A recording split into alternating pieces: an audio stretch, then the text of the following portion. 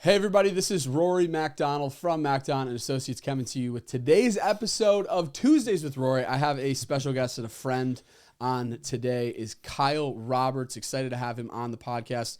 He is a local investor. Actually, you invest all over the United States. You have.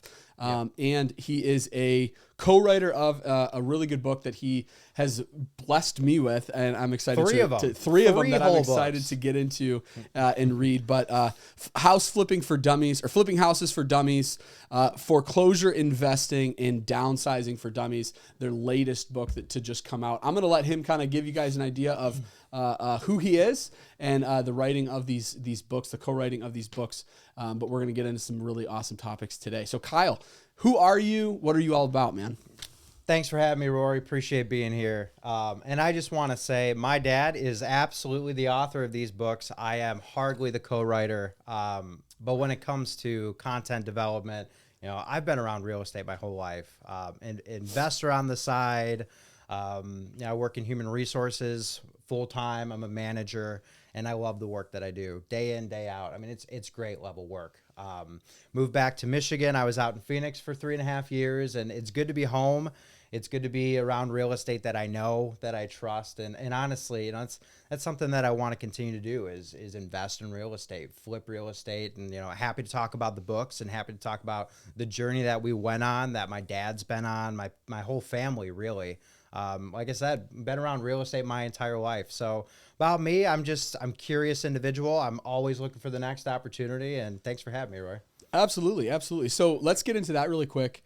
When it comes to your background of being constantly around homes, and I know this is not our first topic that we want to get into, but I really want to build up your background when it comes to this. We don't have to do any of that, but really though, like you and your family have this history. For God's sakes, you guys wrote books. You know what I mean? Yeah. Specifically revolving around house flipping and foreclosure, investing in foreclosures. I mean, come on, like you guys have a background and quite honestly, the credentials to speak into this topic. Yeah. And so thank you about that. What is it? Absolutely. What is it that has led to you to having this passion that you have when it comes to investing in real estate? What kind of give us the baby Kyle? The baby Kyle. What led to where you are now? My dad would love to hear all of this. When I was younger, it started with we would look for real estate. We would go out, on family. We'd go to family dinner, and then we look for real estate afterwards. And that just became a family thing that we would do.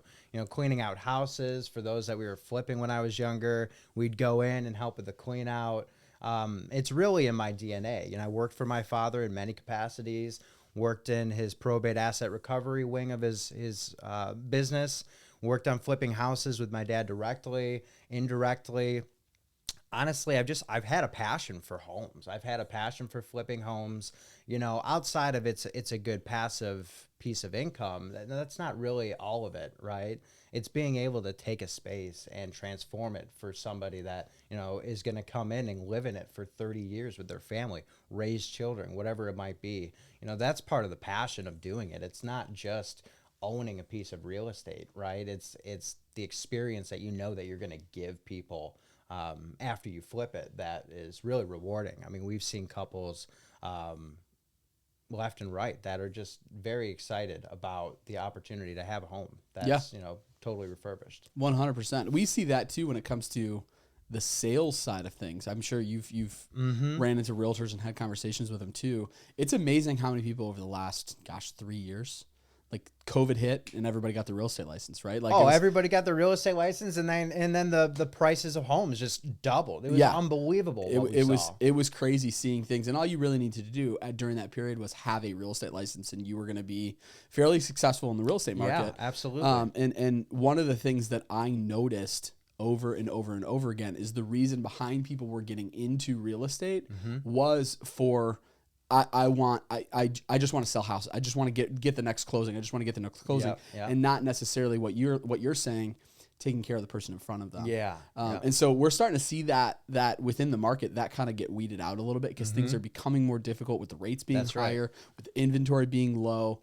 It's not as easy to you don't have to just walk outside to find a buyer anymore. You got to actually work hard to go and find them. And you would know all about that, Rory. I mean, you've seen the change in the market in the past 2 years from COVID, its peak. where people were, overpaying for property, very frankly. They were spending a lot of money on those properties. And now it's probably, in your case, you've probably seen it come back to the median. Yeah, it's I always tell people we're returning to pre-COVID market is what's happening.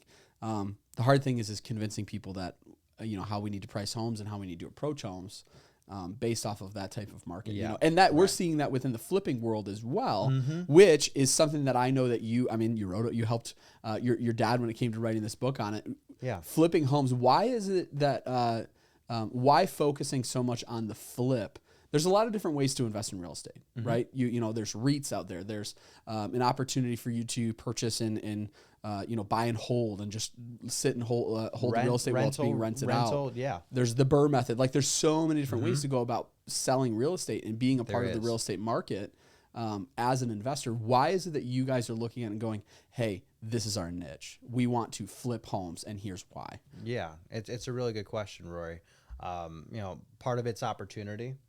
But part of it, too, is just the adventure of actually flipping a house. For the first time, whether you're seasoned or first time, I mean, you can attest to, there's always that spark anytime you flip a home to kind of go in with the mindset of how do I want to transform this property? Yeah. And that for me is, I have a business partner, too, out in Marshall, Michigan, Max Brundage, and he's great. We've flipped 5 properties now together. And it's all part of the relationship, the camaraderie, having people to go into this with. You don't have to do it alone. You can do it with friends. You can do it with family. It's just a big aspect of why you'd want to do it. For me, it's just, it's the adventure. It really is. It's thrilling to flip a house. But you got to have the right tools in place to be able to do it, the right network. There are a lot of factors that go into doing it well. Yeah, 100%. So there's a lot of changes and things happening within the market that I'm noticing. I'm sure you're seeing as well. For those who are out there who are potentially listening right now, is there a topic that you feel like we could really get into and dig into just as a means of being a benefit to the people who are listening? Obviously, there's the flipping aspect in flipping homes, which if there's anybody out there who has an interest in this, you can reach out to me. You can reach out to Kyle. We'll be happy to put you in touch with the other, I'm sure, when it comes to this topic. Oh, absolutely. Yeah. And then also there's the book too. You guys can find these. Oh, definitely buy the book. Amazon, anywhere, Barnes & Noble, Flipping Houses for Dummies. Honestly, this is the first one I can touch if you want me to go a little bit further into it, Rory.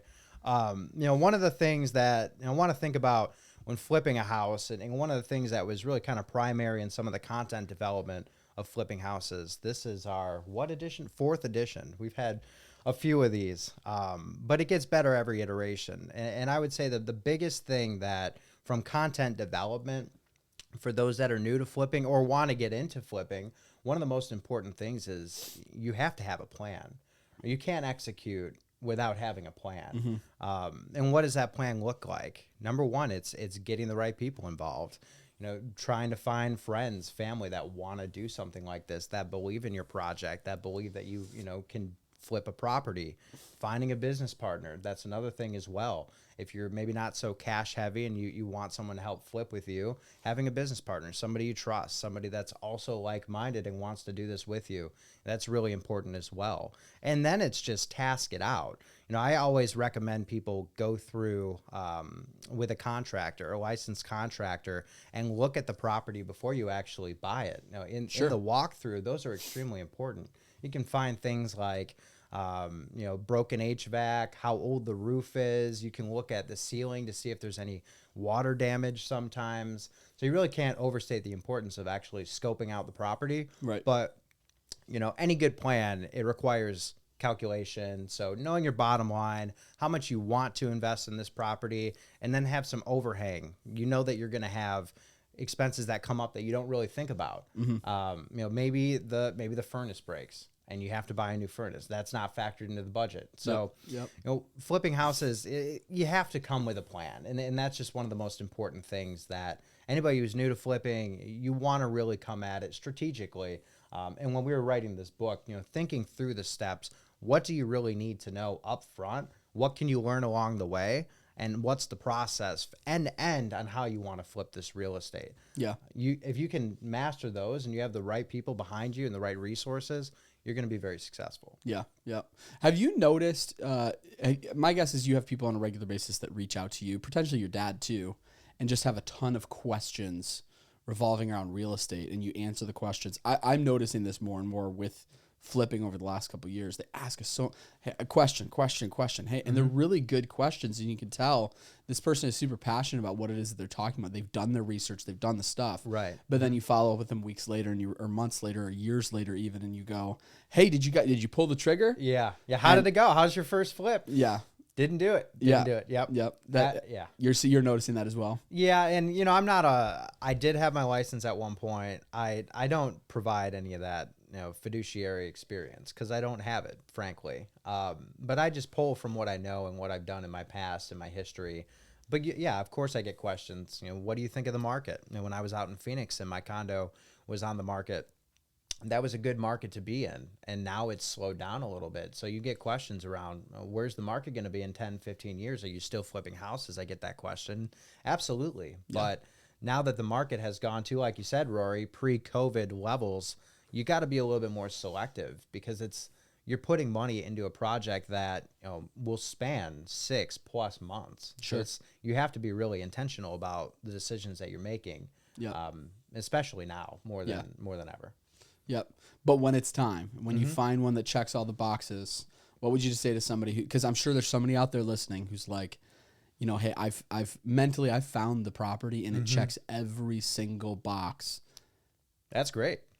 What would you say to that person? Go for it, get after it, or would you say, hey, try and find 2 more? You know what I'm saying? Like, yeah, because that's the piece. Try to stare and compare. Exactly. That's what people often run into, and then they go, "Oh my gosh, somebody bought it." Yeah, you're totally right about that, Rory.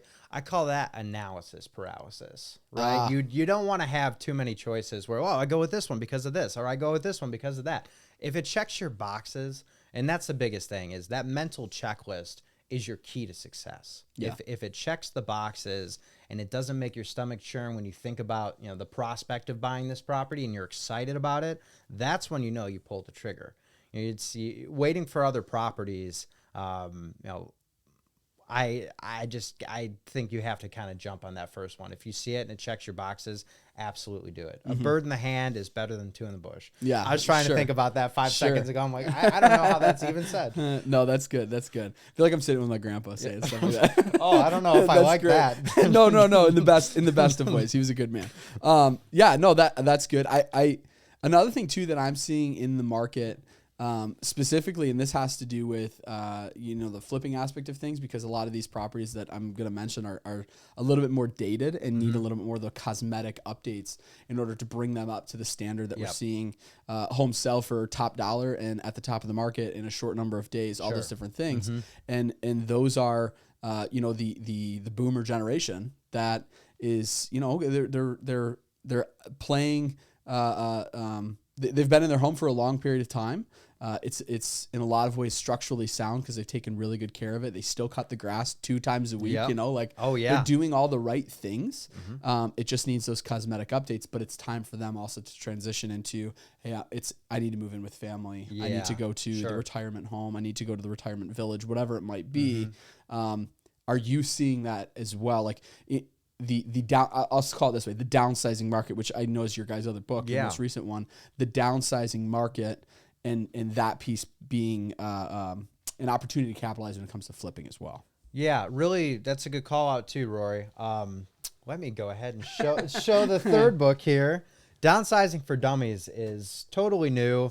My parents came up with this idea. Actually, my dad had the original idea around, hey, why not pitch a book around downsizing in the aspect of downsizing?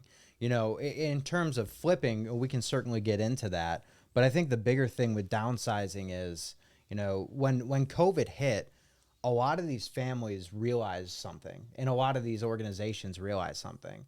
They're spending a lot of money on lease and mortgage for home that they no longer need. It's too big for their lifestyle. They had children. Their children moved out. They now have jobs, families in a lot of cases, but you still have the home, right, that you grew your family in. And those homes are a lot of work, maintenance. You're right. They're cutting the grass. Maybe they don't want to do that anymore. Maybe they want to live the condo life where they don't have to worry about their exterior. You know, so what we kind of saw was the trend in, number one, companies were downsizing because they didn't need the overhead of all the space that they weren't using. And then we saw the same with families where they're empty nesters and they're part of the boomer generation, to your point, and they want to downsize. They're really starting to think about ways to change their lives and kind of live a little bit more within their means. So that was a big trend that we've seen. There's actually a lady that we spoke to a month ago who she's in her 80s. She's fit. She has a great home. It needs cosmetic updates, but it doesn't need anything else. You think about that generation and just how the labor of love to keep things in order was just so strong. I mean, we saw it in this woman's home. But that's a big thing. I mean, there are opportunities in the downsizing space, but you know, you want to give it to the people that really need to downsize. Sure. They can't afford their lifestyle. And I think what this book kind of helps roadmap too is, how do you get to that mindset, number one, and how do you get people on board to have that mindset of, we need to downsize and we need people on board. You know, I go back to the team aspect. You need the right people. You know, it's really important. You need to always have the right people in your corner to help you do these things. But you know, it's something that you've seen too, Rory. I mean, I'd be curious to hear about, you know, your clientele around. You know, are they older? Are they looking to downsize? What are some of the trends that you've seen? So specifically focusing around people who are downsizing, yes, I'm seeing that a lot. It seems like more and more people want to move more north too. Condos are really blowing up, kind of in the Shelby Township, Washington Township, North Macomb area. That's where most people are going. And I think part of the reason behind this is, if you go to kind of where we grew up in Clinton Township, you go to those areas, you go to St. Clair Shores, you go to Harrison Township, even like a Roseville, Sterling Heights. You go into those areas, and just because of the decade that they were in, you see a lot of, you know, laundry rooms in the basement. Yep. You know, that's a big thing. Michigan that's a basements. big piece. Well, Michigan basements, yes, but then also, like, you know, a house built in the 70s, it had the washroom in the basement. That's right. Yeah. That's what they had. And you didn't see a lot of laundry rooms in the upstairs on the first floor. And so a lot of these condos that have been built, you know, 2000 to, you know, till today, I think that they saw that coming and going, we've got a generation that is going to need laundry on the first floor. This is the, you know, this makes sense for us to put the laundry and make it accessible to them. Yeah, you're right. On the first floor. It might cost more for us as a builder right now, but this is going to accommodate them. And so have to do it. Yeah. 100%. Totally agree. 100%. So that's the boomer generation. We're seeing that. We're seeing that in the next generation too. Like my mom, she moved from a condo. She was in Clinton Township where we grew up, kind of like 16 in Groesbeck area. Yeah. Had the laundry room in the basement, and just, she was a nurse. She worked hard. She was she was a single mom. She did everything she possibly could for my brother and I. And it was becoming more and more difficult for her to get her laundry in the basement, get it cleaned, walk it up to the first floor, walk it up to the second floor to her bedroom, get it folded, put it away, walk the basket back downstairs. Why weren't you doing all that for her, Rory? I had moved out at that point. Okay. Yeah. I had been married and moved out. Right. Doing my own laundry, Kyle. I wanted to call that out there. Just wanted to make sure. Yeah, no, I get it. But no, I think that generation, and it started to make more sense for them. They were a hard-working generation that like, hey, it makes sense for us to have the laundry on the first floor. Yeah. Just little differences and little changes like that. I'm seeing in that. As far as who it is that I interact with, I interact with a lot of people who are downsizing. Yeah. When it comes to selling homes, because that's primarily what I do. Is a listing specialist here in Macomb County, Oakland County, and St. Clair County. But I'm also kind of a niche market that I work with a ton is not first-time home buyers, but second-time home buyers. So people who have purchased a home, they enjoy their home, and it's time for them to now increase in size. They've got maybe a baby on the way. They just got married. They want to have a nicer backyard. They want it to be fenced in. Little things, changes.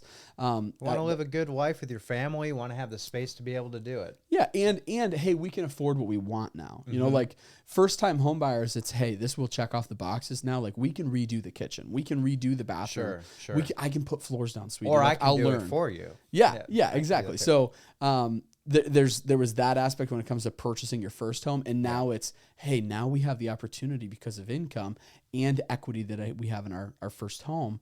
We now have the ability to put these two things together and purchase what we actually want without having to put in the crazy amount of work that we just did. Right, exactly. You know, and in the area where we want to be. So hopefully that answers your question. No, it does. Yeah, Rory. yeah. I appreciate the I'm a little long-winded, Kyle. Yeah. No, I love it, Rory. Let me just say that. And then, you know, a follow-up question I have for you. You didn't know that this would be a podcast. I love it. Now, what are some of the differences that you see in what people are looking for from a first-time home buyer to a second-time home buyer that have gone through the process before? What are the things that check those boxes? So first-time home buyer, what it is that I'm seeing is affordability. That's really what they're focusing on is affordability. I want to be able to have, lessen smaller closing costs at the beginning, and I want to keep my payments low. Yeah. That's really what they're focusing on, because a lot of those people who are first time home buyers, they're comparing it to renting. You know, and I might have done the same thing when I really yeah I don't want to. If I'm gonna pay the same amount as renting, I'd rather not have all this overhead of what if the roof goes bad, what if the basement leaks, what if go down the list, right? It makes sense. So I think that's the first time home buyer. Second time home buyer, I think that they're looking for affordability, of course, but I think that they're looking more so for simplicity. And when I mean simplicity, I mean in the move. Because when you first buy your home, when you first purchase a home, you don't have a clue what's going on, right? You've got your real estate agent, you've got the title company, you've got your mortgage loan officer, you've got the insurance company, these four parties going, hey, I need this, Kyle, send this to me. Hey, I need this, Kyle, send this to me. And you're going, I don't even know what you're asking for. Yep, exactly. What do you mean? What, you need me to call Where's the cheat code? How do I make this way easier? Yeah, exactly. Yep. You need me to call my work again? You need another letter telling you that I work there? Come on, again? So lenders are really cracking down on those letters now. They're really, really expecting you to have your stuff in order before you actually go out and try to buy a property. For sure. And I'm so glad that that's the case, especially with the COVID stuff going on, I'm glad that we're not seeing a huge influx of foreclosures come on the market because of it. But man, there was really a risk that would have happened. Yeah, no. And I agree with that. That's a segue into book number 3, everybody, Foreclosure Investing for Dummies. This is another one that we worked on. Second edition on this one. This is the first edition that I was a part of. But you're right, Rory. I think we missed a lot of the foreclosures that we saw in 2008. Yeah. Right. The banks called their notes, and they obviously couldn't afford it, right? Because they were over leveraging their cash positions. I don't think that we've seen that. The banks certainly have not corrupted and folded. The economy obviously has changed, but it's great to see that there are not as many foreclosure investment properties that are on the market. Foreclosure investing, and for everybody that's listening and tuning in, it's different than flipping a house. You're flipping really somebody's memories. These are really sad situations where they can't afford their mortgage and these homes go into foreclosure and the bank sells them to an investor. Now, that's not a winning proposition. If you're an investor, you don't look good buying people's old memories. And I think the big thing about foreclosure investing that I want listeners to think about is it requires a level of trust between yourself and the homeowners that are now displaced. It's a very different type of real estate. And it's one that requires a lot of empathy. Yeah. And, to your earlier point, Rory, it's great that we haven't seen that foreclosure market spike and hit. I think with the cooling down of the economy and where we're at right now, we're kind of reloading, it feels like. Yeah. 2023, we're off to a good start. The rates are not astronomical, right? I was telling my parents when I was talking about the mortgage rates, and my parents said, well, in the 90s, mortgage rates were 18%, 15, 18%. It's like, that's great. But, inflation. The house was $50,000. Yeah. The house was $50,000. The inflation level wasn't as bad.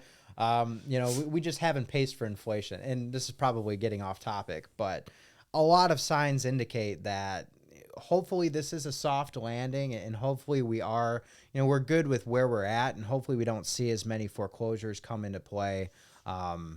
But, there's always an opportunity that they will. Yeah. They're good opportunities, but mainly the biggest thing about foreclosure investing is if you can help the person that you're displacing, unfortunately, please, try to do that as much Yep. as you can if you're investing in that Yep. type. Yep. And on the contrary to that, because my wife and I, we purchased a foreclosure up in Richmond, actually like in the midst of COVID. And so the foreclosure happened prior to, they went through the bank thing. It actually became a HUD home. So we purchased it directly from HUD, Yeah. which for those of you who don't know, housing and urban development, that's basically at that point, the government owns it and they're selling it back to you. Right. And there's a lot of opportunity, like you're saying, that exists within that, that realm. But on the contrary side of it, like, yes, they're 100% like maintain a level of empathy, like you're saying, because you don't know this person's situation and why they're out of this home. And then also, while maintaining that empathy, there's a sense of being able to protect yourself that needs to happen, which, like, you touched on this very well a little while ago. You got to have a team behind you. You do. You have to have a community behind you of people that is like, hey, no, without a doubt, we need to get an inspection on this. Just to give you an example on this, we got all of our inspections for our home. We did everything for our house. It had sat vacant for I want to say at least a year, if not that's two. a long time. It's a long time. It's a lot of opportunities for the heat and the cold and the heat and the cold and just think pipes to burst and things like that. So every single pipe under the every faucet needs to be replaced. Like little things like that you don't think about, just flipping the water on. That's right. You just need to pay attention to, not to mention the fact of I'm on a septic. Okay. So for those of you who don't know, septic is a little bit different than those of you who might be on city water, city sewer. City sewer, your waste water goes through a pipe to the sewer, where then it's basically processed through the city. It goes through that. It's not your problem anymore. As soon as it passes through that pipe. With a septic, it goes into a tank and then it's dispersed, and it's basically it seeps down into the ground, the water, and then every couple of years we have to have our tank actually pumped out by a septic company. Now, if you're on a sewer, one of the things that I've seen, and I have actually seen this, there was a foreclosure just before COVID. And the family who foreclosed on the home was very angry, and somebody went and purchased it, ended up having to have the entire front yard and driveway torn up. Oh no. Because the sewer was blocked, not for any other reason other than they were so angry that they poured quick concrete, quick set cement down their drain, causing it to where now it needed to be completely ripped up and replaced. There was no possibility of it being dremeled out, jetted out. It was cement. Yeah, that's so literal cement. Yes. And those are expensive projects, everybody. We're talking $10,000 to $20,000 depending on what needs to be torn up. You're right. So having a team behind you that you can trust and you can lean on with their expertise and their experience is vital. Yes. For this, which I don't know if you want to touch on that a little bit more, if you've had experiences with that as well. Yeah, I think in any project, especially if you want to flip a house, but you're not exactly sure the ins and outs from a real estate perspective, that's okay. You don't have to be an expert. But one of the things that we talk about in flipping houses is surround yourself by experts. Surround yourself, ask the right questions, get an agent. And I completely, absolutely think, you should have an agent when you look at these properties that can see some of the blemishes, knowing that the pipes, if it's sitting vacant for a year, the pipes might need to be changed, right? You have to look at that as, a risk, as a risk factor. Going through with contractors, you need to have a contractor that can tell you what's going to cost what, very generally speaking, but it gives you a sense of a budget. I think the best way to flip houses is to stand in homes. Go and tour homes. Have an agent that you like and respect. And yes, you'll be paying commissions, but you pay commissions for an expert. Yeah. And I absolutely think it's worth the money to do that. Of course, you don't go to NASA and just go work on a rocket. That's not how it works, right? Those are really smart, intelligent people that have, dedicated their lives to it. And Rory, in the profession of real estate, you all dedicate your time, effort to people, to flipping, to selling to great people, helping people buy their dream homes. Yeah. That's the dream that you help people get. Yep. So absolutely cannot overstate. You need to have people in your corner that know what they're doing, know what they're talking about. You can have mental checklists. You have things that you want to check off in your box. But let the experts check off some of the more I guess, structural things that they see in these properties. Yeah.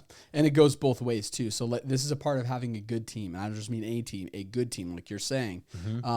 A good realtor will not convince you to purchase a home, right? Like oftentimes, especially when you're getting into flipping, and I'm in this world as well, and I'm in the investment world with you. One of the things that I struggle with, and my wife reminds me of on a regular basis, is, hey, I want this to work so bad that I'm making it work in my head, but it's not real.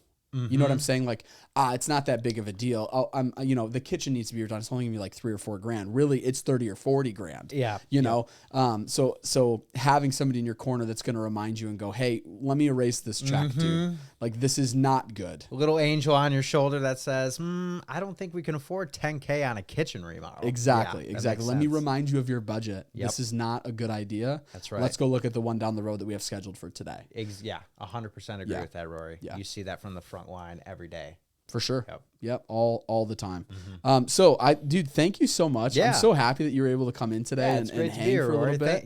Thanks for having me. Yeah, it's been definitely. Awesome. I could see something happening, like a regular, like, flipping specific podcast. That would be a lot of fun. Yeah, that would be fun to do. With that being said, how can people find these books? So we've got Flipping Houses for Dummies, we've got Downsizing for Dummies, and we have Foreclosure Investing for Dummies, written by Ralph R. Roberts, and is it co-written or with? Joe Kriniak is he's an awesome man and a great writer. Okay. He takes a lot of the content that we create and forms it into what you see in Flipping Houses. Okay. The Wiley brand, the For Dummies brand, they have a very particular style, which is filled with tips, risks, checklists. Yeah. Joe is very good at compiling that and making it look presentable for Wiley and the publishing company. So okay. I have to shout out Joe Kraniak. He's been awesome to work with in every project that we've worked on together.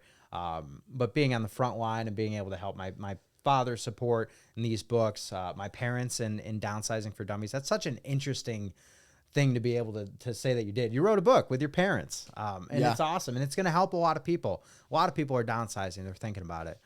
But anyway, you can find it on Amazon. Honestly, Flipping Houses for Dummies, Downsizing for Dummies. You just do a Google search. You can find a million ways to buy this book or these books. But it's great to be here, Rory. Thank you for having me. This is awesome. Yeah, absolutely. Let's continue the dialogue too. Maybe moving forward. Anything that we think that listeners might want to tune into. Let's absolutely see if we can't work together. Absolutely. And if somebody's out there who's like, hey, I know Rory, but I trust him, and I want to be able to connect with you a little bit more. Is there a way for them to do that? Would you prefer they come through me and I send them to you? How do you want to go about that? Yeah, that'd be great. And if, I don't want to put anybody on the spot there, they just reach out to you, Rory, Cool. and then, happy to connect with anybody. Tips, tricks, whatever it is. Sensibility. If you want me to be that little angel on your shoulder, don't spend $10,000 for a kitchen remodel unless it's a primary piece of real estate and you can afford to. I'm all for any way that I can help. I love it. Thanks again. You're welcome, Rory. So much for coming in today. Thanks for having me. Absolutely. Thanks for you guys who were able to tune in today for today's Tuesdays with Rory episode. We're thankful for you guys, and we're excited for you to see what this becomes of this, and excited to see you guys starting to flip homes out there as the market softens and makes it easier and easier for you to be able to do that. So thank you for that, and we will catch you guys next week on Tuesdays with Rory. You guys have a blessed day. Bye, everybody. See ya.